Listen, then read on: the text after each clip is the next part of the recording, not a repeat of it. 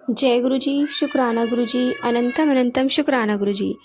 संगत जी, आज मैंने एक आंटी का सत्संग सुना और उन्होंने अपने सत्संग में बताया कि गुरु महाराज जी ने एक बार ड्रीम में दर्शन देते हैं और वो किसी ट्रक में जा रही होती है।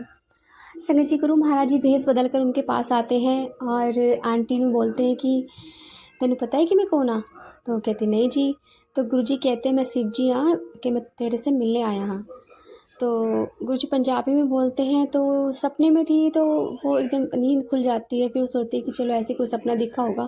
फिर बहुत लॉन्ग टाइम बाद गुरुजी उन्हें बुलाते हैं, उनसे मतलब किसी के ज़रिए उनका मिलन होता है। जैसे गुरु के दरबार में वो जाती हैं और जब दरबार में जाती हैं तो गुरु महाराज जी उनको रियलाइज़ कराते हैं कि देख मैं पहले मिल चुका हूँ, तू बहुत तड़पी है मेरे लिए, तू बहुत ज़्यादा तड़पी है और अब देख मैं मिल गया तुझे।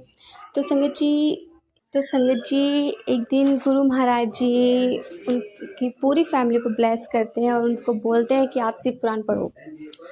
तो उन्हें भी कुछ ही दिन हुए थे शिव पुराण पढ़ते हुए। तो एक दिन गुरु महाराज जी उनकी मम्मी से पूछते हैं कि आंटी दस शिव पुराण दे पहले पन्ने विच के लिखा है, के लिखा है। तो आंटी पूरी ब्लैंक हो जाती है, वो सब ब्लैंक हो जाते हैं कि अब हम गुरु जी को क्या जवाब दें। तो गुरु जी कहते हैं आंटी दस ना क्या लिखा है। तो वो फिर से सोच में पड़ जाते क्या लिखा है। तो गुरु जी कहते हैं कि गुरु की महिमा लिखी है पहले पन्ने विच। तो कहते हैं हाँ जी गुरु जी। संगत जी, गुरु महाराज जी बहुत ही प्यारे हैं। संगत जी, आंटी कहती हैं कि हमें जब गुरु जी की सेवा करने का मौका मिलता था, उनके चरण स्पर्श करने का मौका मिलता था, तो वो नज़ारा ही अलग होता था। संगत जी, एक दिन आंटी के मन में विचार आता है कि मुझे एक गृहस्थी की लाइफ में नहीं पढ़ना है, मुझे सिर्फ गुरु की सेवा करनी है। पूरी आजीवन मुझे गुरु की सेवा में ही रहना है। तो संगत जी, एक दिन वो गुरु जी के दरबार में होती हैं, सब आज्ञा लेके जा रहे होते हैं। तो वहाँ पर एक अंकल आंटी खड़े होते हैं और वो कहते हैं, गुरु महाराज जी से आज्ञा लेते हैं जाने की। तो गुरु महाराज जी, वो आंटी भी वहीं होती हैं। तो गुरु महाराज जी उन आंटी को बोलते हैं, मतलब उन अंकल आंटी को बोलते हैं, फिर कितने बजे दी फ्लाइट है यूएस से जाने की। तो वो अंकल आंटी बताते हैं कि हाँ जी गुरुजी, आज रात की फ़्लाइट है और हमें आज ही जाना है। तो गुरुजी कहते हैं की लोड़ है जाने की, अरे सब काम पूरे हो गए हैं, सारे काम निभ लिए, रिटायरमेंट हो गई है, सारे काम कर लिए ज़िंदगी में, सब कुछ हो गया, बच्चों की शादी ब्याह सब हो गया, सब सेटल हो गया, तो की लोड़ है जाने दी, तो यहीं रह के गुरुदा दी सेवा करा। तो एकदम से गुरु महाराज जी आंटी की तरफ देखते हैं और उनको कहते हैं कि घर गृहस्थी विच रह के गुरु को जो मनोगे तो गुरु मिलेगा। कीचड़ में रह के कमल खिलता है, ऐसे गुरु नहीं मिलते, ऐसे भगवान नहीं मिलते। तो गुरु महाराज जी ने प्रॉपर थॉट देते हैं कि ऐसे गुरु नहीं मिलते, आप घर गृहस्थी में रहिए, अपना घर संभालिए, अपने घर की सेवा करिए, पति की सेवा करिए, बच्चों को देखिए, और उस टाइम पे आप गुरु को की सेवा करिए, भगवानों की सेवा करिए, तो रब मिलता है। ऐसे रब नहीं मिलता कि हर चीज़ से छुटकारा पै जाओ। तो संगत जी, गुरु महाराज जी कहते हैं पहली सेवा अपने घर से होती है। तो घर गृहस्थी तो बहुत इम्पोर्टेंट है। जैसे शिव पार्वती जी रहते हैं, माता नारायण जी और माता लक्ष्मी जी एक साथ रहते हैं घर गृहस्थी में। तो संगत जी, सबसे पहली सेवा अपने घर से ही स्टार्ट होती है, जब भी तो हम रब को पा सकते हैं। तो गुरु जी का ये प्रॉपर थॉट उन आंटी के लिए था, जो कह रही थी कि नहीं, मुझे तो सिर्फ गुरु की सेवा करनी है। तो मतलब सेवा करो, लेकिन जो अपनी ज़िंदगी के निर्वाह है वो भी हमें पूरे करने चाहिए। गुरु जी उन्हें पूरी प्रॉपर तरीके से बताते हैं।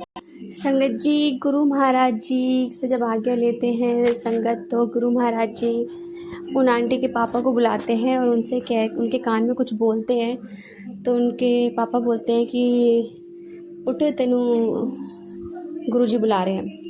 वो आंटी तो थर थर काँपने लगती हैं कि भाई गुरुजी क्या बोलेंगे, मेरे मन में क्या चल रहा था, गुरुजी ने मुझे क्लियर थॉट दिया है। तो जब वो अंदर जाती हैं तो गुरु महाराज जी उनसे क्लियर कहते हैं कि सिर्फ हफ्ते एक दिन आना है, बाकी दिन नहीं आना, बाकी के दिन घर में जाके शिव पुराण पढ़ना है, ओनली शिव पुराण पढ़ना है, बस एक ही दिन आना। अब वो आंटी की तो हवाई उड़ गई, वो तो पूरी ज़िंदगी सेवा करने की सोच रही थी। तो जैसे जब बाहर जाती है, उनकी मम्मी उनसे पूछती कि क्या हुआ बेटा, तेरी चेहरे की हवाइयाँ क्यों उड़ी हुई हैं। तो संगत जी, इस टाइम पे वो आंटी मतलब बोल ही नहीं पाती, रोना शुरू कर देती है और बहुत रोती हैं। संगत जी, उस टाइम पे जब रो रही होती हैं तो नारंग अंकल जी आते हैं और उन आंटी को बोलते हैं कि गुरु महाराज जी कभी कभी अपने बच्चों को डांट देते हैं, अपनी संगत को डांट देते हैं। तो आंटी कहती है कि गुरु जी ने तो मुझे कुछ कहा ही नहीं है, बस वो एक पेन था जो उनका बाहर निकला आंसू के जरिए, गुरु जी की सेवा करना चाहती थी, गुरु जी के चरणों में रहना चाहती थी। संगत जी, गुरु महाराज जी ने साफ क्लियर शब्दों में कहा था कि शिव पुराण पढ़ो, और शिव पुराण के लिए गुरु महाराज जी हमेशा बोला करते थे गुरु शिव पुराण जरूर पढ़ना चाहिए, हमारे लिए बहुत ज़रूरी है, क्योंकि उसमें गुरु की महिमा बताई गई है।